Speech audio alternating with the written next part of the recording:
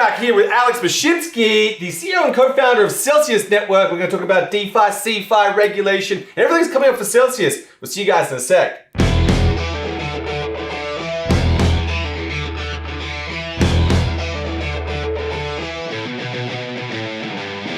Welcome to the Daily Exchange. How are you? Great. Thanks for having me. Awesome. And so, right now, we just want to talk quickly about Celsius. Can you just give us, I guess your introduction on what is Celsius and sort of what does it do for customers? Sure. So we launched Celsius in 2017. We invented this concept of yield before DeFi, before everything else. Celsius was the first company to offer you yield on Bitcoin, Ethereum. Now we offer over 50 different coins and tokens.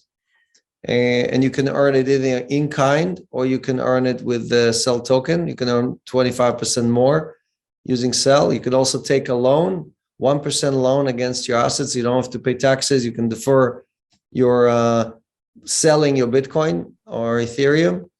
So more coins. No matter what you do with Celsius, you end up with more coins. You can swap inside the app, no fees, no spreads. And basically we have a community of 1.5 million users, and we manage just over 20 billion in assets. So by far the largest community of hodlers earning yield. Amazing. So how does Celsius provide such high yield? Like what actually happens when I deposit my Bitcoin? What happens after that?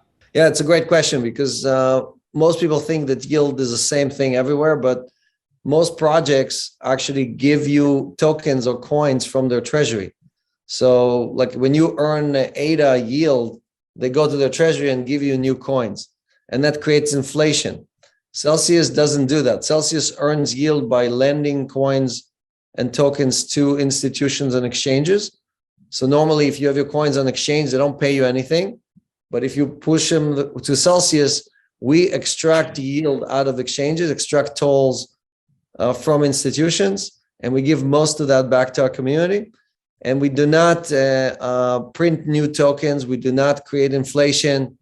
Actually, we burn them. We buy an extra 10% and burn it. So Celsius is a deflationary token. At the same time, we've paid over $1 billion in yield to the community, which is obviously more than anybody else in the crypto sphere. Amazing. And so does Celsius also look at sort of using DeFi? Like do you guys also, take positions where you can, and how do you sort of, I guess manage the risks? We have 7 different sources of yield, and I'll run through them quickly. The obvious one is, again, institutions who need crypto loans, so they can do ARB or market making activities. Exchanges that need liquidity, staking, right? So just like you can do staking, we do staking, but with much larger pools, so we earn more. Then we have DeFi, like you mentioned. We are very strict. Right now we're on less than 15 platforms, so we do our own audits. We verify that these things are stable. So we avoided most of the hacks and rug pulls and all that stuff. And we are one of the largest borrowers on DeFi. So we have several $1 billion borrowed on Aave or Compound or other protocols. And we also do mining, right? So we do our own mining for Bitcoin, which turns into yield. So when we mine Bitcoin, it's basically yield paid to the community. Put all that together, we blend together a yield that we publish. Every week we publish a yield. And if you look, we consistently beat almost every DeFi platform because we have so many different sources of yield. So when the yield is low on DeFi, you still earn much more through Celsius. Alex, I guess one of the key questions our community is asking is, given, and it's initially kind of a tough question. It seems unusual, like in a bear market when things are going down. I'm not so saying we have a bear market right now, but how do you maintain those yields? So the yield really is not connected to bull market or bear market. The yield has to do with volatility. When volatility is high, the earnings for institutions are high because the spreads are high, markets are moving a lot. And because of that, they're willing to pay more for stable coins. They're willing to pay more for Bitcoin and Ethereum. or Cardano or any of the other coins we have. So when the market is going sideways, you will see us lower rates. We will basically publish lower rates because we cannot extract the high tolls that we do. Like recently, we raised rates on several coins because the volatility went up, and we could actually extract more from the exchanges and the institutions. So, but imagine going to your bank and demanding that they pay you fees, right? They're like, it's mission impossible. But that's what Celsius is doing. It's aggregating 1.5 million people. And because our pool of Bitcoin is 135,000 Bitcoin, we can demand yield out of institutions and exchanges. And I guess just in touching on so there are other sort of services in the market, and some of them have insurance. And I think insurance, it's actually not. It's on the actual hot wallet itself, not on the actual yield and things like that. But would you just sort of talk through the insurance, or how do you sort of what are the sort of preventions or guarantees that Celsius have? I talked about this yesterday on Twitter Spaces. We had a debate with a few people who were basically saying, "Oh, these other guys, they have insurance." There is a hot wallet, there is cold storage, and then there are coins who lent out. So these are the three scenarios, right? So hot wallet, we have the same insurance that other people have. We use Fireblocks, we use GK8. It's $30 million worth of insurance on a hot wallet. So that's the same insurance for everybody. Cold storage, we have GK8 has over $500 million worth of insurance from Lloyd's. Other people claim to have 300 or 500 or 700. So it's equal. But the problem is that when you lend coins, they're not sitting in cold storage. So anyone who tells you that you have insurance because you deposited coins with Nexo, or you deposited coins with BlockFi or anybody else, you don't have insurance, because coins lent out have to do with the strength of the counterparty. Is a counterparty a tier 1 institution? They have a strong balance sheet, they'll return stuff to you or not. So the risk you're taking when you're using platforms like Celsius is really with how good or how strong is the company's balance sheet. For example, we just raised $750 million in a round of funding. You can go and look and see how much did Crypto.com raise, or how much did Nexo raise, right? You're not going to find anything. So what are their finances, right? We have tier 1 auditors. Who are their auditors, right? So these are the things that matter. And then you have to see, okay, who are they actually lending to? Who is the borrower? What is their balance sheet? And those are the things that matter. The insurance itself, we do keep anywhere between 5 and 10% of our assets in cold storage for in case there are large withdrawals by customers. So that has insurance. But the vast majority of coins are not insured, and anyone who tells you they're insured is lying to you. Yesterday, you mentioned there was an AMA talking about you'd recovered some tokens for a customer. Can you talk us about what happened there and what was important?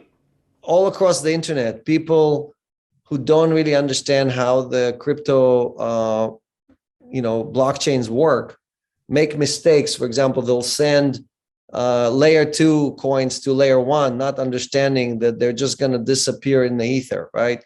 They basically sometimes send on Avalanche instead of sending on Ethereum, and so on. Just painful to see people lose their life savings because of that stuff. So Celsius has been working with customers for the last 2 years to help them recover these things, even though obviously this is not the fault of Celsius when somebody originates a transaction on the wrong layer.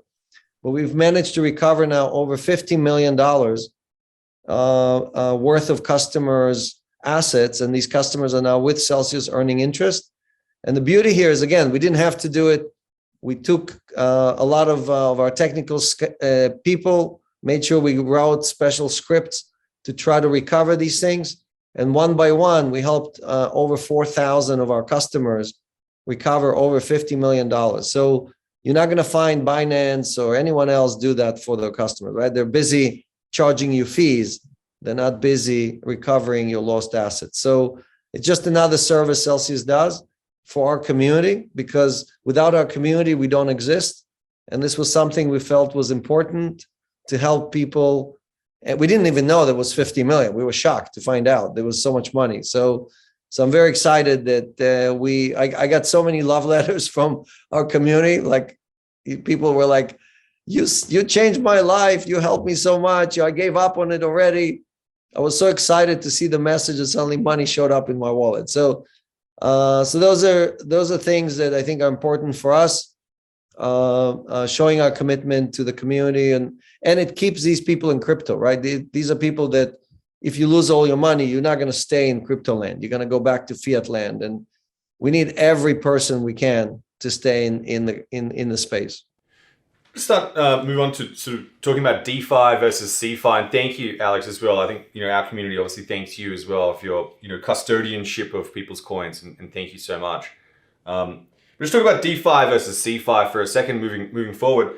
I think some people, I guess there's this coexistence, right, of CeFi and DeFi, and just want to understand, where do you sort of see these two sitting in terms of potentially global markets adopting, DeFi or directly, or CeFi, and what's your sort of forecast and vision there? Let's call a spade a spade. I think it's much more than that. I think there are DeFi purists who think that the only way to build the future is to be fully decentralized and not have any kind of centralized services. Basically, if you have anything semi-centralized, that is betrayal of any, of a DeFi, some DeFi code that doesn't exist. Again, Celsius predates DeFi, right? So CeFi is the one who invented yield on the blockchain. And I don't see it at all as a fight between CeFi and DeFi. I think CeFi and DeFi are two sides of the same coin. And we are both together fighting against TradFi, fighting against bad habits, bad practices.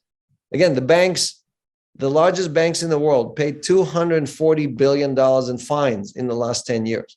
$240 billion, right? So let's work together to create a future in which we put the customer first, not the bank's shareholders, not the bank's executives, but we build a future for all of us. And again, if you're a follower of Vitalik, you can see Vitalik even recently, just in the last few weeks, have published several papers in which he's saying, look, we may not be able to build a future that is fully decentralized. We may need to have some centralization to avoid the hacks, the scams, the rug pulls, all the problems that we're having with bridges and so on. So I invite your viewers to look at CelsiusX.io. That's our website that kind of launched native wrapping services, which are not using layer 2 bridges. It's a layer 0 implementation, and it's a much, much safer way to wrap assets, deploy assets. We also use Chainlink to do basically asset verification. And we are the first implementation partner for CCIP, cross-chain interoperability protocol.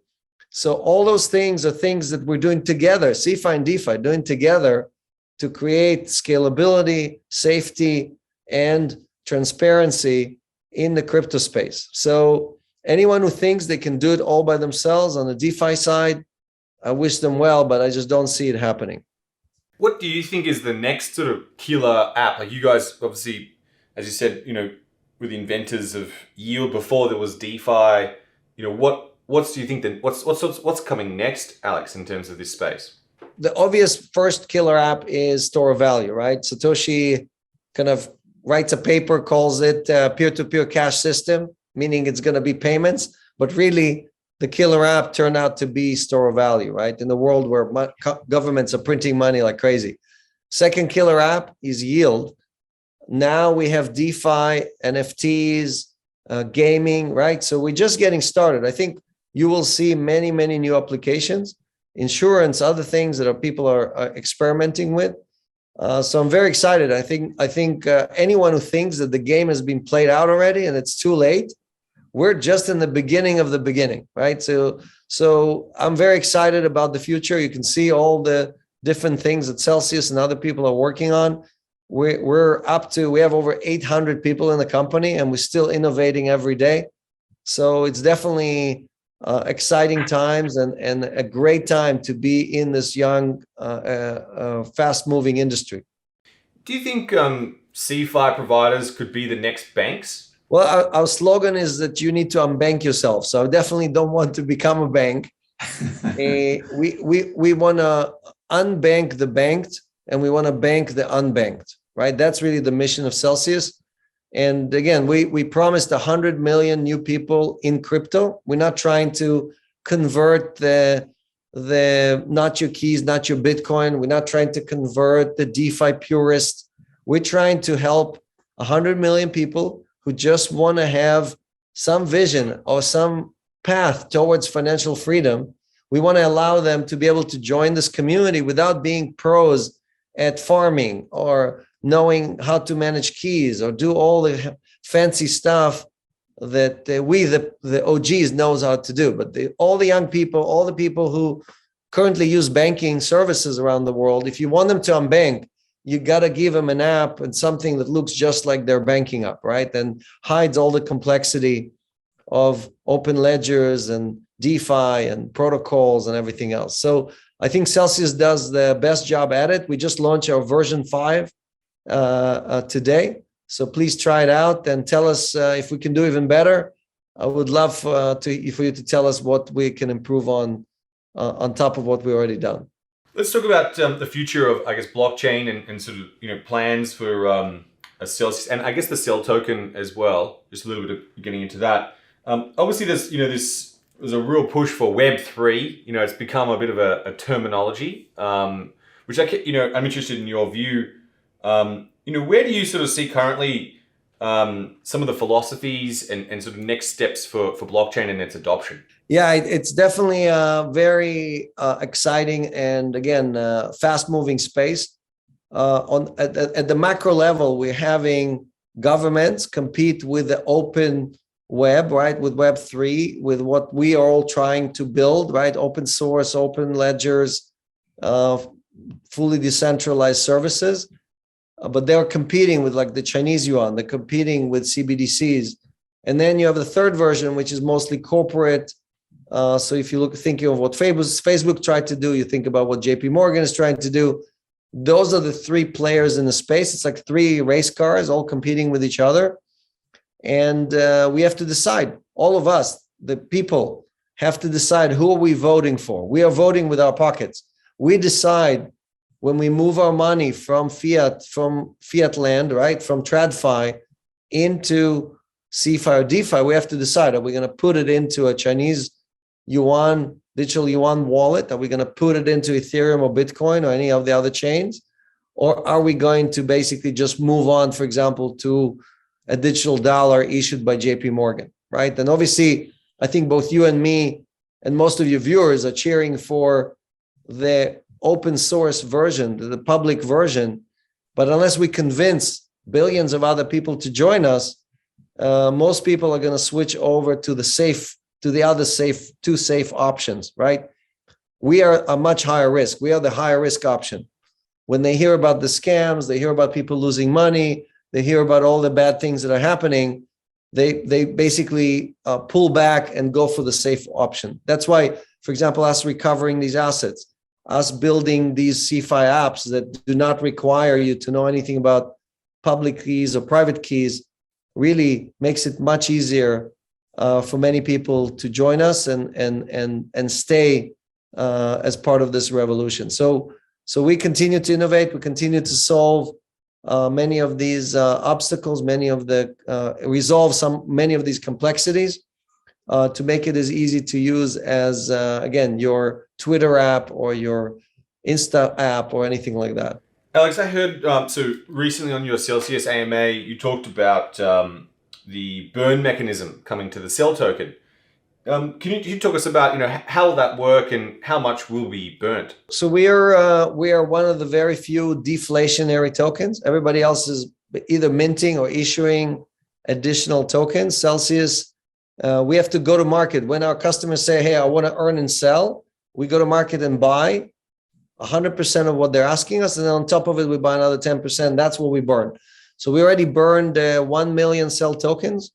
We currently burn about 80,000 cell tokens every week. And the burn amount has to do with how many people chose to earn and sell. We don't decide on the number. The community decides, do we earn in kind? Do we earn and sell? And then we just go to market and buy those tokens for them. And we are now we have about 1% a year deflationary cycle, meaning the amount of cell tokens being reduced by 1% a year, which is obviously better than 10, 15, 20%. Some of these protocols have a 30% inflation, even worse than the US dollar. So each person has to decide what is better for you, inflationary token or deflationary tokens. Also, you talked about there's been a lot of redesign in the DeFi space around token utility. Are there any plans to change the scope or the utility of the cell token? So we continuously add utility. For example, we just raised the rates of what we pay if you stake a cell token. So now you're earning, if you platinum, you're earning 6.4% for staking. You can take now the loans. If you have cell token, you can borrow from Celsius, paying 0.1% against your cell token, right? So it's basically almost getting loans for free. We're also offering, you can pay down your loan, you'll save 30% on the interest if you pay in cell token. So you earn more, you pay less. And basically, we're adding many, many different utilities. They're all available on our website or in the app. And we also, again, for new users, we have promo codes, so you can earn much more. If you're a first-time user, you can take advantage of those that are listed on our website, celsius.network. I know you're always changing the number of coins and obviously working hard to bring those in. Any new coins coming? Any new blockchains? Yeah. So last week we added the Luna.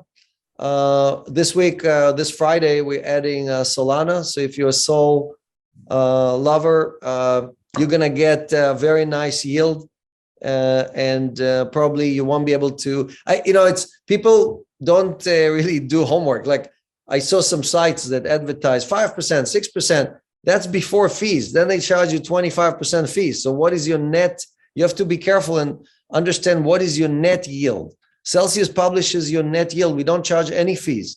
No Celsian has ever paid a fee to Celsius. We only charge institutions, exchanges, everybody else. So you have to compare net fees, net yields, and make sure you get the safest platform. Right? For example, Celsius was never hacked. We never had an incident in almost 5 years now. So you have to see, okay, how safe is the platform? Do they have enough funding? If something happens, can they sustain, that kind of a problem, right? So again, we raised the second largest round of funding in crypto's history, $750 million. And all those things together really make Celsius the top choice for yield, for loans, for swaps, and for staking. Alex, with I guess crypto prices, where they are now, how do you think yields will be affected as the Federal Reserve maybe changes their interest rates? So increasing rates will definitely present some competition to crypto, but if your yields are like, we're paying 8.5% on stablecoins right now. So if the Fed goes from 0 to 1% or 1.5%, I don't see many people saying, you know what, I'm just going to keep it with my bank at 1.5%. I'm not going to earn 8.5%. So I think the Fed is not going to be able to go to more than 2 or 2.5% because the United States of America has $30 trillion worth of debt.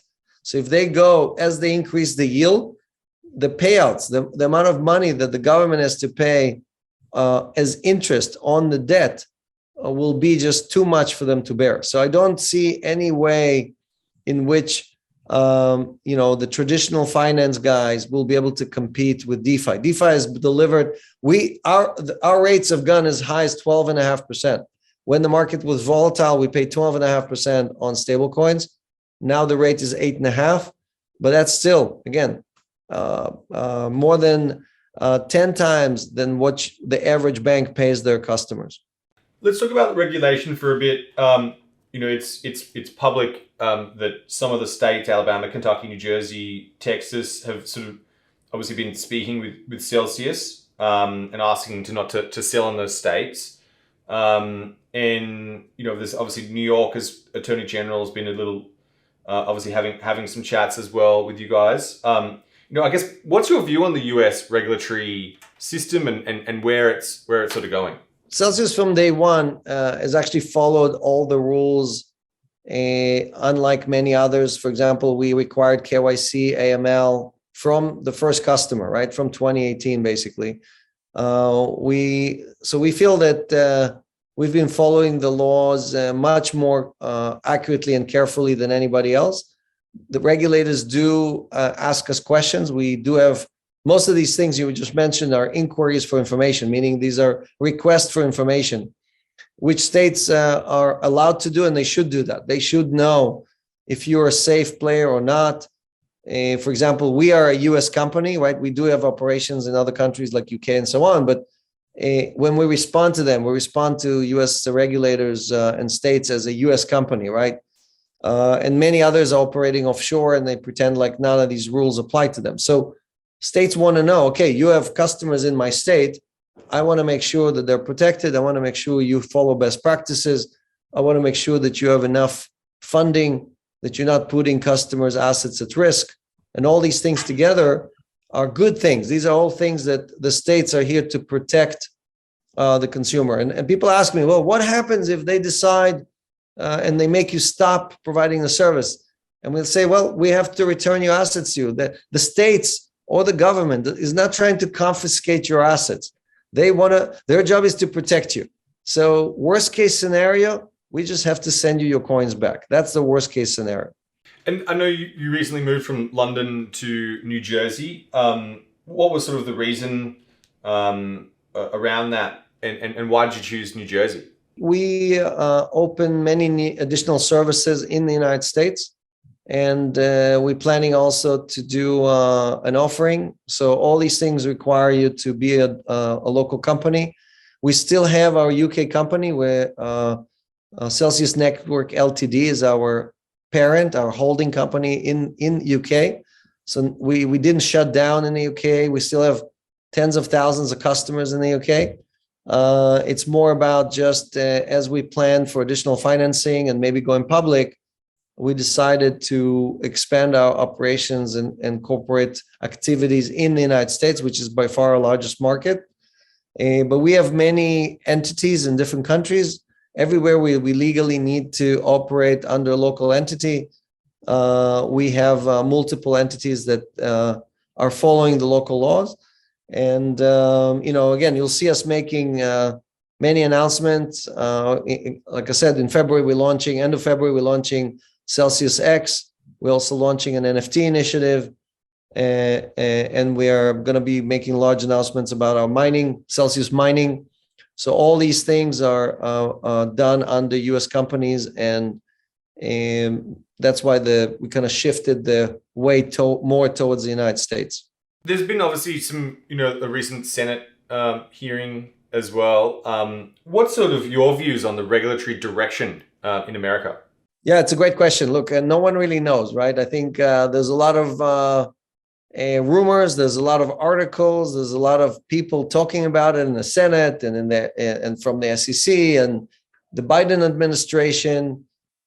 People who used to work for the CFTC. Everybody has an opinion, but the one thing we really don't know is what are going to be the rules and the regulations going forward. So we're waiting for clarity. Everybody in the industry is waiting for clarity, both from the Biden administration. They're supposed to issue a white paper about what they're planning to, the guidelines they're planning to give for the industry. Obviously, the SEC has to issue guidelines that relate to them approving or not approving ETFs and other type of products. And then you have states and other type of regulators, CFTC, the IRS, the FinCEN. There's probably 8 different agencies that in one way or another touch crypto, and they all have still things that are not clear. For example, the IRS in the United States issued a decree just a few days ago stating that earning yield on staking is not a taxable event, meaning until you sold those tokens or coins, you don't have income. You don't have to declare that as income, which is a great move in the right direction. So it's not true that everything is negative. I think I see a lot of positive movement. For example, I don't think you can get elected a mayor or get elected to government in the United States if you say bad things about crypto. You're just not going to get enough votes because half of the population already has crypto. And we're seeing mayors in Miami and New York and other states competing with each other to be crypto friendly. So all that are great indications. These are all things that are very positive to crypto. And every day that goes by, more and more people join our community. And it's very important. That's why it's so important to keep all these people in. We have to do everything we can to avoid having these people fall for scams or fall for hacks or lose their coins because they made a mistake and things like that. So that's why, again, if you want to carry Satoshi's flag and deliver on that mission of basically creating a new financial system that acts in our best interest, you have to do more than just make a living, right? You have to help the community as well. Alex, on that, I will thank you so much for all of your insight and what you're contributing to the community as well. Thank you so much for joining us on the Daily Exchange, Alex. Do good, then do well. That's our slogan. So I'll finish with that. Amazing. All right, guys, that was Alex Mashinsky, CEO and co-founder of Celsius. Some amazing stuff. Do subscribe and do follow us. We'll see you guys later.